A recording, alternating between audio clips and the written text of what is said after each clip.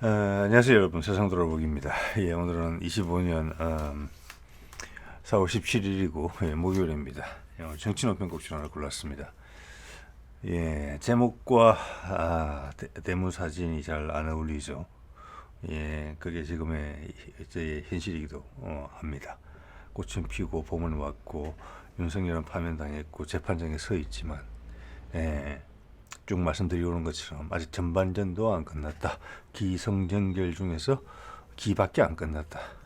자, 그것을 한번 확인해 주는 그런 한 기사가 제 눈에 띄었기 때문에 오늘 거기에 대한 말씀을 좀 드려보려고 합니다. 예. 자, 이거를 지금 이제 몇 가지 일단은 사전 정보, 기초 정보 를 좀 말씀드려야 될 것 같아요.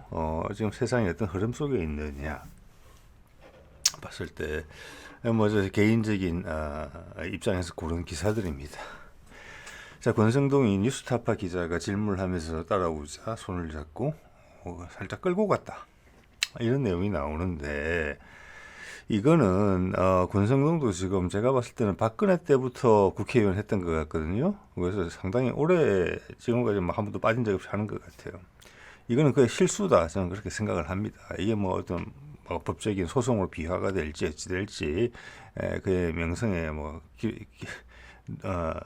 또 하나의 데미지가 될지까지는 잘 모르겠습니다만은 분명히 안 좋은 쪽으로 비춰지고 많은 사람들이 본 겁니다. 이거는 분명한 실수예요. 신체 접촉을 했잖아요. 쌀쌀맞게 대하면서 비아냥 그리면서 무시하고 갈 수 있었던 내용이거든요. 자, 저는 이것을 보면서 뭘 느끼느냐 하면은 어떤 작금의 상황의 맥락을 살펴볼 때 그렇게 느껴집니다. 권성동이 상당히 예민해져 있다. 예. 왜 예민해져 있나? 그는 끼어 있다, 지금 가운데. 윤석열과 한덕수가 한 팀으로서 요구하는 바가 있고, 국민의힘의 대표로서 국민의힘 의원들이 국민의힘을 계속 의지하고 지속 가능한 어떤 정당이 되기 위해서 필요한 어떤 것들을 해줘야 되지 않느냐라는 사이에 끼어 있다고 봅니다. 신경이 아주 날카로워져 있죠. 그는 우리 뉴스를 통해서 우리 일반인이 아는 것보다는 훨씬 더 진실을 더 많이 알고 있을 것입니다. 상황이 훨씬 더 엄혹하게 느껴질 것입니다. 권성동은 그것도 알 것입니다. 아마 미국의 트럼프가 이 사안에 대해서 초미의 관심을 가지고 있고 강하게 제지하고 있다는 것을, 윤석열과 한덕수의 발호를 보면서. 그래서 그런 예민한 차에 이런 일이 벌어졌다, 이렇게 생각을 하고요. 예. 또 하나 우리가 이해를 해야 될 부분이, 이런 기사가 눈에 띄었습니다. 자, 갈수록 우리나라 언론에도 미국을 좀 만만하게 보기 시작하는 이런 기사들이 뜨는데, 뭐 이거는 만만하게 보는 건 아닙니다만은, 달러 가치가, 이거 오늘 기사입니다. 달러 가치가 올 들어 8% 넘게 폭락을 했다. 40년 만에 최악이다. 이거 여러분 어떻게 해석하실지 모르겠습니다. 네, 저의 풀이를 그냥 말씀드려 볼게요. 한 2012년, 13년 무렵으로 생각됩니다. 그때 미국발 경제 위기가 한 번 더 온다라는 소문이 있었어요. 안철수도 그런 이야기를 하고 다녔었고, 뭐 미네르바 뭐 이런 사람들, 또 그 김경수가 엮였던 그 사람 있죠. 예. 뭐 경공모, 경제적 뭐 공동체 모임인가? 예. 그런 사람들 이야기했던 게, 공통적인 게 뭐냐면은, 그 당시는 그랬었습니다. 벌써 10년이 넘었네요. 경제 위기는 반드시 온다. 뭐 그 오겠죠. 왔다 갔다 하니까 그것은. 그런데 미국은 가장 마지막에 무너진다. 라는 게 그때는 일반적인 이해였습니다. 일반적인 동의? 예. 왜냐, 미국의 패권적 지위를 활용해서 미국이 무너지기 이전에 다른 나라들의 금융 체계를 무너뜨리면서 마지막까지 버틴다 했어요. 그래서 공통적인 결론은 그런 거였어요. 달러가 계속 치솟는다. 그럼 미국 쪽에서 언더그라운드 쪽에서 나오는 이야기였습니다. 달러 가치가 미국이 망하기 전에, 미국 경제가 무너지기 전에 달러 가치가 치솟는다. 왜냐, 전 세계가 불안하니까 전부 다 달러로 붙는다는 거예요. 경제 위기가 있으니까, 위기가 올 것 같으니까. 근데 정작 미국이 내공이 없거든요. 마지막에 폭삭 주저앉는다. 그래서 전 세계가 폭망한다. 그래서 그런 세상을 대비하면서 뭘 해야 되겠느냐. 농사를 짓거나 쌀 장사를 해라. 경제가 그만큼 후퇴한다. 그런 이야기들을 하고 다녔더랬습니다. 사람들이. 그런 상황에서 달러 가치가 올 들어 8% 넘게 폭락을 했다는 것은 10년 만에 상황이 바뀌었다는 거예요. 자, 여러분이 어디에 동의하시고 어디에 동의 안 하시는지는 모르겠지만 그것이 저의 이해이고 제 관찰입니다. 이것은 뭐냐, 어떤 식으로 해석을 해야 되느냐, 이 기사를. 미국이 패권으로서 달러 가치를 유지시키기를 포기했다는 것이에요. 왜? 그럼 단기간에 폭망할 거니까. 좀 전에 쭈르륵 12년 전에 나왔던 이야기대로. 바이든까지 가면서 그 정점에 치달았죠. 이렇게 하려면은 이란하고도 전쟁을 벌이고, 옛날식으로 미국이 달러 가치를 지키려면은 이란하고도 전쟁을 벌이고, 중국하고도 대만 해협을 두고 군사적 긴장을 고조시키고, 북한도 찝쩍거리고, 그래야 되는 겁니다. 사실은. 곧장 내일 모레 전 세계 제3차 세계대전이 날 것처럼 해야 돼요. 그래서 가장 안전자산인 달러로 바꾸자는 욕구가 치솟아야 돼요. 그렇지 않잖아요. 자, 이것이 지금 트럼프의 행보의 가장 밑바닥에 있는 거예요. 트럼프는 안다는 겁니다. 폭망하기 싫다. 우리 우아하게 넓고 싶다. 즉 이것은 지금 패권구도, 단일 패권구도에서 다극화 세상으로 전이되고 있다는 신호예요. 10년 만에 바뀐 거예요. 미국이 더 이상 패권을 행사하지 않는다는 거예요. 달러의 가치를 지키기 위해서 전쟁을 유발하지 않는다는 거예요. 그래서 지금 전 세계가 무슨 관세 때문에 도배를 해 있지만 그 관세도 궁극적으로는 중국을 노리는 겁니다. 미국은 우아하게 발을 빼면서 중국을 눌러야 돼요. 중국이 그 빈자리로 진공이 형성됐을 때 확 올라오면은 미국의 노력이 수포로 돌아갈 수가 있기 때문에 바로 너 중국인 미국 보고 너 이제 내 말 들어. 내가 1등이고 너는 미치야. 이런 거를 전 세상이 원치 않는다. 그럼 과거의 반복이니까. 자, 이 과정에서 브릭스라는 게 있었고 푸틴이 이 과정을 전폭적으로 지지한다는 것입니다. 제가 이 말씀을 이렇게 좀 길게 드리는 이유는 이런 맥락에서 트럼프가 미국이 우리의 지금 한국 상황을, 정치 상황을 보고 있다는 겁니다. 이걸 되게 세밀하고 섬세하게 트럼프가 만지고 있는 것 같거든요. 보기에는 되게 변덕스러워 보이지만. 그래서 북한과의 종전선언은 엄청나게 중요한 내용입니다. 미국이 이 과정으로 가는 데 있어서. 그러면서 중국을 압박하는 데 있어서. 그런 말씀 쭉 드렸으니까 오늘 추가로 드리지 않겠습니다. 미국이 이걸 용인한다는 것 자체가, 그래서 갑자기 망할 것 같다는 이야기들이 막 나오잖아요. 불만이 막 여기저기서 솟아오르잖아요. 그것은 이제 껍질을 드러낸 거예요. 그 정도 고통을 겪어야지 다음 단계로 넘어가는 거예요. 네. 자, 이런 관점에서 이것은 우리 한반도의 북미 관계 개선에 대한 트럼프의 관심이 얼마나 높을까를 과히 짐작할 수 있는 거예요.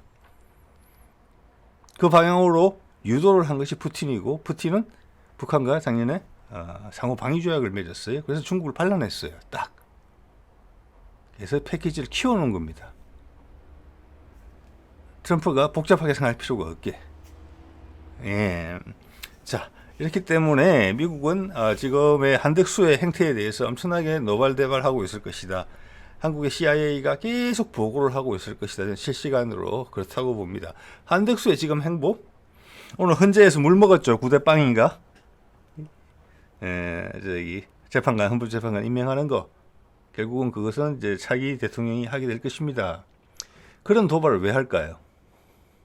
예, 그의 스타일 아니라고 보거든요. 평생 행정가로 자라온 성장해온 그의 입장에서. 그는 현재 그의 행동은 이렇게밖에 설명이 안 돼요. 그가 윤석열의 아바타이기 때문에 그런 거죠. 예. 자, 이것이 현재 맥락입니다. 다 보여주는 것입니다. 예. 미국이 우리 한반도 상황에 큰 관심을 가지고 있다. 왜? 이 과정을 지금 달러의 가치가 떨어지는 이 과정, 패권 국가에서 다극화 시대로 가는 중국을 누르면서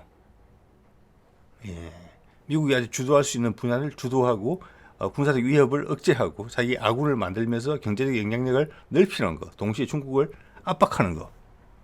벌써 중국은 압박 많이 받고 있습니다. 관세 때문에라도. 예, 지금이 괜찮아요. 지금 같은 방식이 제가 봤을 때 중국을 공격하는 나라의 입장에서는 군사적으로 압박하는 게 아니라 그러면은 중국 내부는 더 단단한 대오를 형성하게 돼요. 제가 한 10년 전에 중국 조선족 동포한테 중국말 잠깐 배운 적이 있습니다. 그때 그분이 그러시더라고요.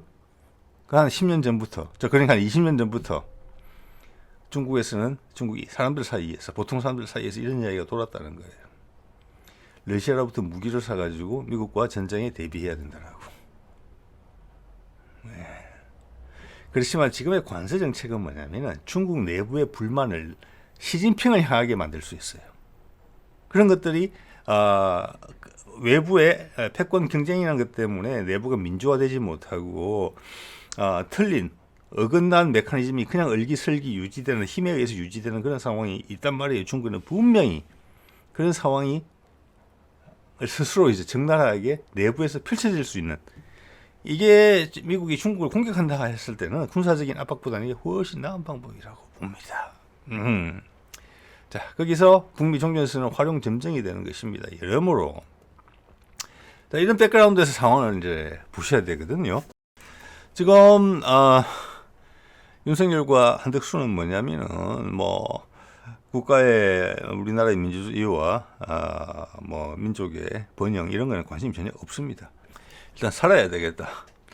그래서 제가 이제 좀 의외로 생각하는 것은 한덕수와 최상목이 진짜 윤석열의 개인적 판단에 의해서 그럴 리는 당연히 없지만 이 내란을 시도를 했다 하면은 충분히 돌아설 수 있는 기회가 있고, 이번에 국민의힘 대통령 후보로서도 좀 더 멋지게 등장할 수도 있었을 거예요. 근데 지금 엄청나게 지저분한 짓을 많이 하잖아요. 옛날에 윤석열과 똑같아요. 이것은 그들이 완벽하게 공범이라는 겁니다. 내각들이 다. 예, 그래서 위험한 거예요. 지금 윤석열이 이 재판받는 데 있어서는 비록 내란 수개지만 그 외에 몇몇 장성급 몇치밖에 없어요. 그들밖에 안 관련됐을까요? 아니에요. 오롯이 거기 남아있어요. 혹시 죽을까봐. 이번 선거에서 정권을 잃으면 우리는 다 죽는다라는 생각. 그거 하나밖에 없어요. 그들에게는 국가도 없고 민족도 없어요. 그 생각밖에 없어요. 네, 그래서 위험한 겁니다. 네. 자, 그런 찰나에 이런 제보가 하나 눈에 띄더라고요. 블랙 요원 다시 제보 왔다. 긴급 회견 열며 강력 경고. 자, 여기서는 저는 이걸 보고 어떻게 생각하느냐면, 이광희 의원인가 그래요. 충북 청주에 있는 민주당 지도부가 다 알고 있다, 이 내용들을. 미국도 알고 있다. 저는 이제는 그 정도로 생각합니다. 이런 제보들이 우리 민주당을 통해서 언급될 때 미국은 항상 이것을 미리 알고 있었거나 더 많이 알고 있다는 겁니다. 네, 트럼프 알고 있다고 봐야 되죠. 그런데 한덕수 행보는 간다? 이거는 이제 돌아서기로 마음먹었다. 너 그 정도 압박으로는 나는 흔들리지 않아. 나는 준법 투정을 하고 있는 거야. 우리 국민들이 결정을 한 거야. 나는 대통령 후보 나갈 수 있어. 이런 거예요, 지금. 그렇기 때문에 전세가 불리하게 되면 당연히 불리하게 되겠지만 정말로 희한한 짓을 할 수 있다는 겁니다. 그래서 제가 제목에 그 누구도 어떤 유튜브도 하지 않는 이야기를 써붙인 것입니다. 세월호하고 제주항공 이야기를. 자, 예전에 이광희 의원이 제보했던 게 뭡니까? 블랙 요원의 제보를 통해서 청주공항과 사드 기지를 폭발하는 지시를 받고 대기 중이었다. 예, 청주공항 F-35 있잖아요. 사드는 미군 거죠, 현재는. 그걸 하면 뭐가 되겠습니까? 이건 북한군의 소행이 되는 거예요. 즉 블랙 요원들이 북한군 요원을 가장한 채로 하는 거예요. 그래서 미국이 전쟁에 개입되게 하는 거죠. 그리고 당연히 비상계엄이 합법화되는 거죠. 자, 그런 과정에서 그들의 지난번에 내란 시도가 실패했던 것은 중간간부 계층, 저는 주로 이제 영관급이라고 봅니다. 소령, 중령, 대령. 여기서 많이 저항을 했기 때문에 안 된 거예요, 이게. 그것도 우리가 알아내야 되잖아요.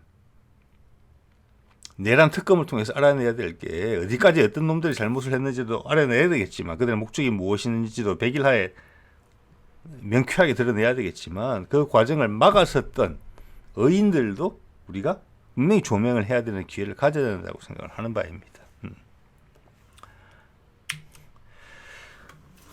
자, 잠깐 제가 읽어드릴게요. 실제가 작으니까. 청주 이광희 더불어민주당 의원, 청주 블랙 요원들이 청주공항하고 사드기지, 근데 대구공항도 있었습니다. 이거는 이제 본인이 직접적 제보자가 관여했던 내용인 것 같고, 당시 대구기지 이야기도 분명히 있었어요. 뭐 수원공항 이야기도 있었습니다. 여기 대구기지를 말하는, 대구기지라는 것은 대구공항을 말하는 것입니다. 예. 폭파에 대해서 제보를 받아서 폭로했었던 이광이다. 이에 그 당시 이야기입니다. 더불어민주당은 제보 내용을 검증한 후 공개했고 불행한 사건을 사전에 차단할 수 있었다는 게 제 생각입니다. 이거 이상으로 중요한 기사는 저는 한 달여 동안 없었다고 생각합니다. 과연 블랙 요원들이 시킨 대로 했었다면 지금 우리나라는 완전히 다른 상황으로 돼 있었을 거예요. 북한과 전쟁 중이고 미군이 참전했을 수도 있어요. 그래서 우리 본국과 너무나 대비되는 거죠. 그리고 그 위험은 끝나지 않았다. 저는 100% 동의합니다. 엄청나게 중요한 이야기예요. 그러다가 제주 항공 사건이 있었죠. 무안공항에서 명쾌하지 않죠. 여러 가지 의혹들이 있죠. 여러 가지 시나리오가 가능합니다. 그걸 해놓고 자 사드 기지 공격하고 F-35 공격하고 또 청주 기지 말씀입니다. 또 그때 김어준이 제보했던 게 있었죠. 미국으로 추정되는 전화를 받고 그 내용을 말한 것입니다. 뭐였습니까? 북한군 드론으로 위장해서 미군을 공격해서 미군을 참전시킨다. 그리고 우리 드론 사령부에서 여러 가지 유사한 의혹이 가득한 제보들이 나온 게 있습니다. 그런 것들이 내란 특검을 통해서 다 밝혀져야 되는 것들이에요. 지금은 빙산의 일각의 일각도 안 나왔을 따름입니다. 자, 그런 사건과 제주항공 사건을 비교해 보십시오. 그런 일을 벌일 수 있는, 제가 좀 전에 쭉 설명드렸던 그런 내용들을 벌일 수 있는 작자들이 뭔 일을 못하겠습니까? 저는 김현희 사건, 여러분 옛날 기억나시죠? 그것도 여러 가지 의혹을 받고 있습니다. 예, 그런 류, 그리고 세월호 사건, 여러 가지 의혹 덩어리죠. 저는 그 중에 한 시나리오로서, 국민으로서 한 시나리오 말할 수 있어야 된다고 생각합니다. 제주공항 사건도 그렇고요.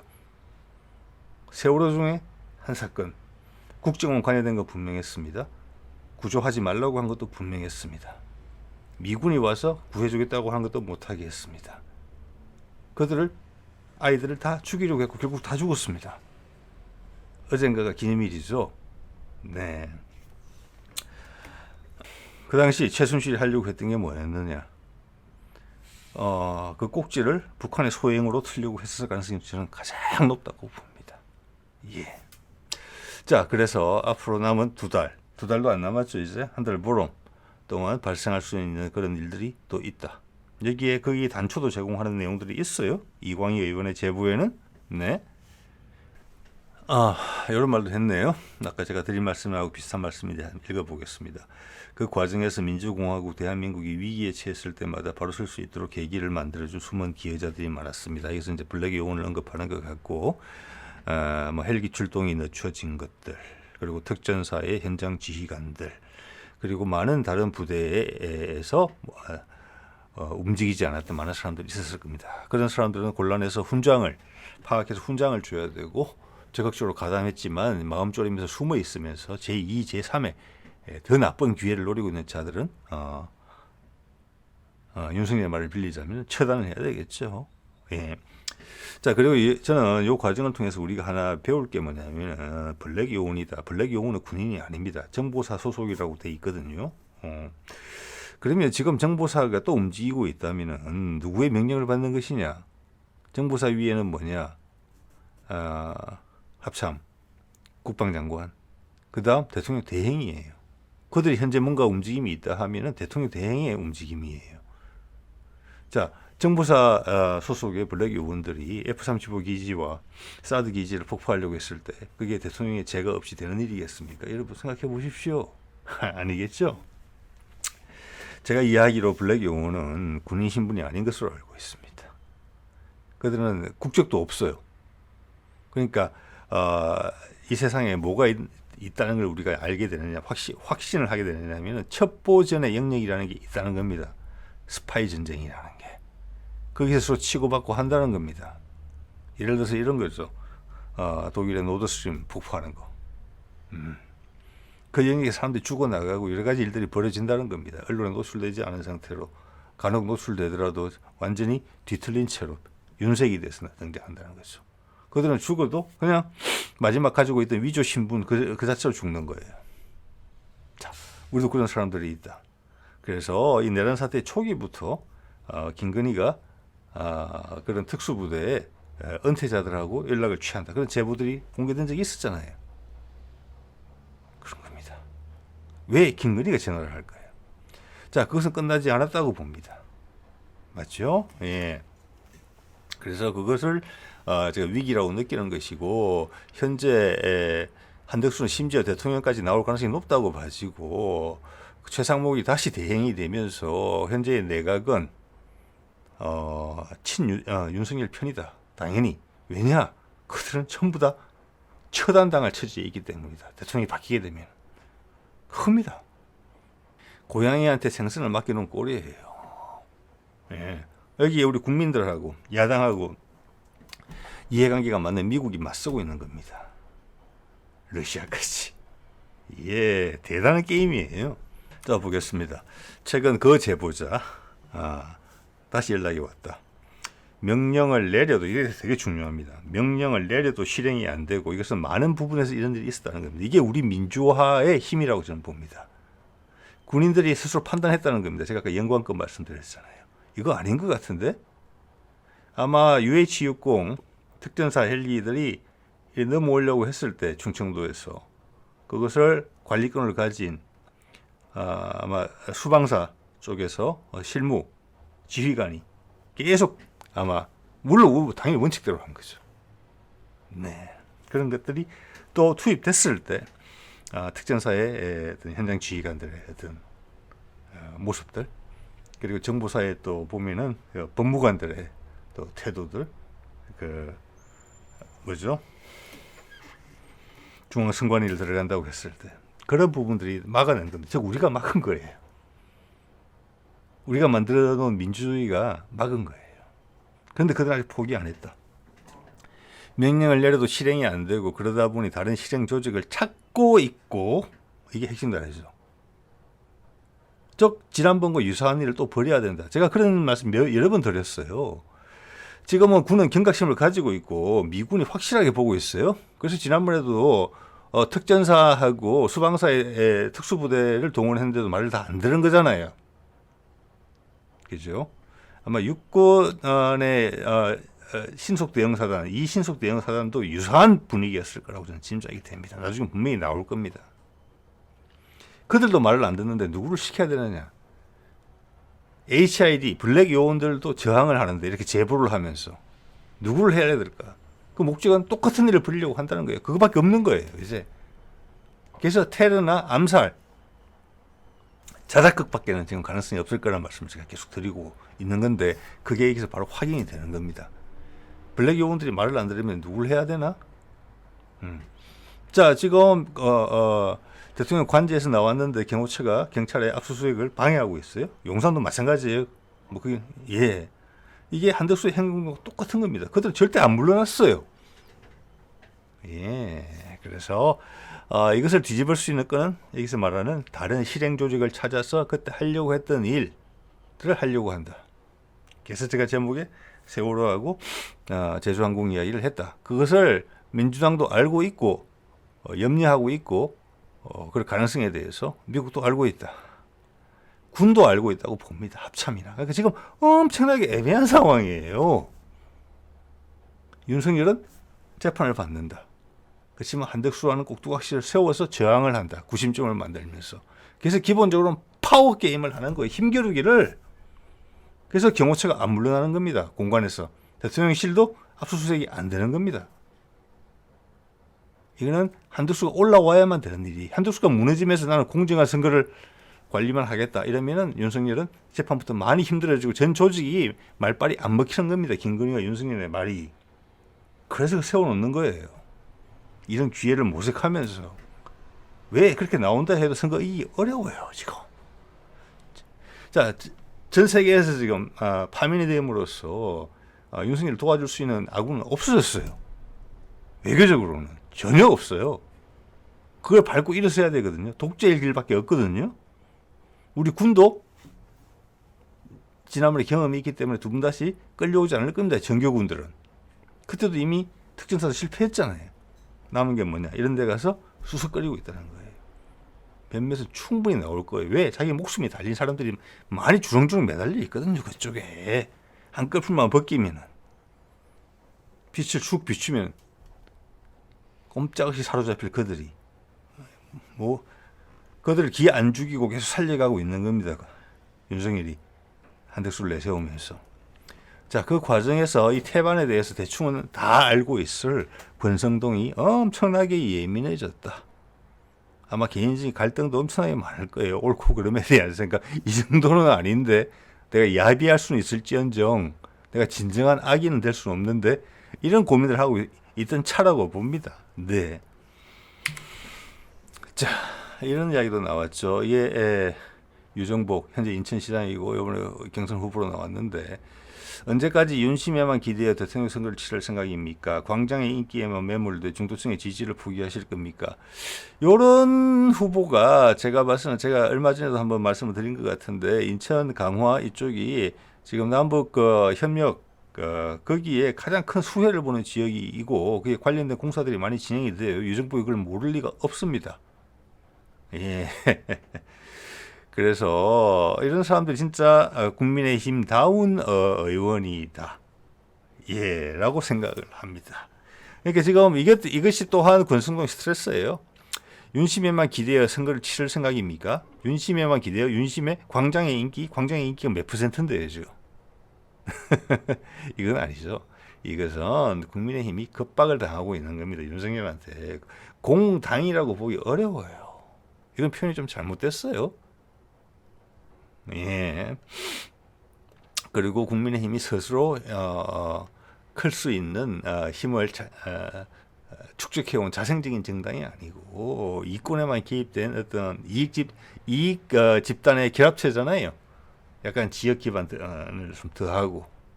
그러니까 거기에 대해서 윤석열이 들어와서 탁 낚은 거예요. 이렇게 질질 끌려다니고 있는 거거든요. 예. 당연히 진다는 거 알죠. 그러니까 이런 표현은 잘못됐다. 광장의 인기에만 매몰돼. 그게 아니고 콧뚜루가 깨서 끌려다니고 있는 것이다. 권성동이 코가 너무 아프다 지금. 짜증났다 엄청. 예. 자, 한덕수의 울산 방문. 자, 그런 이런 행보를 계속 보이고 있고 헌재에서 그런 쓴소리 쓴소리라기보다는 면박을 당하고도 움직이고 있죠. 지금 어제는 광주, 오늘은 울산. 이거는 분명히 다시 나오기 위한 행보고, 당연히 이제 독자적인 후보로 나와서 나중에 이제 국민의힘에서 후보가 나왔을 때 단일화하는 방식으로 가는데 당연히 한덕수로 가겠지요. 예, 이러면서 현재 내각을 다시 한번 챙기는 거예요. 다 잡는 거예요. 윤석열한테 유리하도록. 여기에 국민의 이해는 전혀 없습니다. 그래서 온갖 부정선거에 관련된 여러 가지 행보들이 될 수 있는데 우리가 가장 큰 혜택을 보는 것은 SNS와 유튜브, 인터넷이라고 봅니다. 우리는 거기 크게 혜택을 본 나라 중에 하나예요. 아마 그 당시 휴대폰 문자가 없었으면 노무현이 대통령이 절대 못 됐을 겁니다. 지금도 이번 내란 상황에서도 그렇지만 휴대폰에 있는 영상, 사진, 정보 공유, 제보. 예, 우리는 세계 제1의 디지털 국가라고 아마 볼 수 있을 겁니다. 그렇죠. 그리고 그것을 또 디지털 정보화했기 때문에 많은 공문서들이 기록이 남아요. 숨기기가 엄청나게 어려운 상황입니다. 예, 그리고 돈 흐름 추적 다 되죠 지금. 네. 자, 그렇기 때문에 이게 되게 버거운 거예요. 한덕수한테는. 그 시간 밀어붙인다. 그래서 모든 시도는 다 해볼 것이라고 봅니다. 예, 그렇지만 쉽지 않을 거다. 그래서 결론은 결국에는 아까 블랙 요원, 다른 실행력을 가진 내 말을 잘 들어줄 수 있는 특수 요원들을 또 고를 것이다. 그렇게밖에 결론이 안 나는 거예요.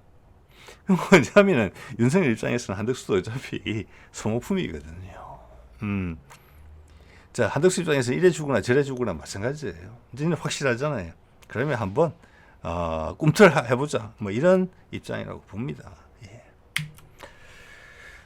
자, 이태원 오송, 제주항공 오송 저건 아마 지하차도 물에 잠겨가지고 사고 났던 것 같고, 그리고 또 엄청나게 인재 또는 행정력의 부재, 행정력의 오판, 예, 무능한 행정력, 예, 충북도지사죠.